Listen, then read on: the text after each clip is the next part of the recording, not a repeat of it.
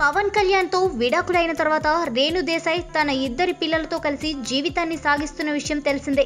పవన్ నుండి విడిపోయినా కూడా ఆయన అంటే ప్రేమ ఉందని ఎప్పటికప్పుడు చెబుతూ వచ్చే రేణు దేశాయ్ తాజాగా మరోసారి తనకు పవన్ కళ్యాణ్ పై ఇప్పటికీ ప్రేమ ఉందని చెప్పుకొచ్చింది. పవన్ పై ప్రేమ ఉన్న కారణంగానే తాను రెండవ పెళ్లి ఆలోచన చేయలేకపోతున్నాను అంటూ చెప్పుకొచ్చింది.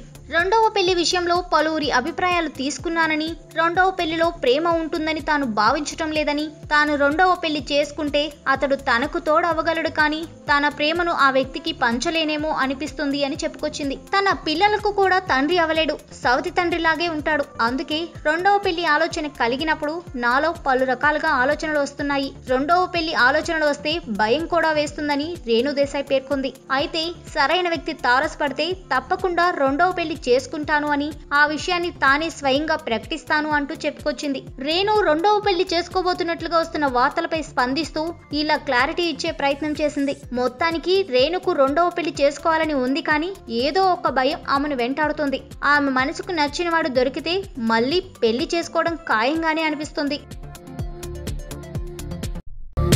ఇలాంటి మరిన్ని తెలుగు టాపిక్స్ గురించి తెలుసుకోవాలంటే మా తెలుగు ట్రెండ్స్ ఛానల్ కి సబ్స్క్రైబ్ చేయండి.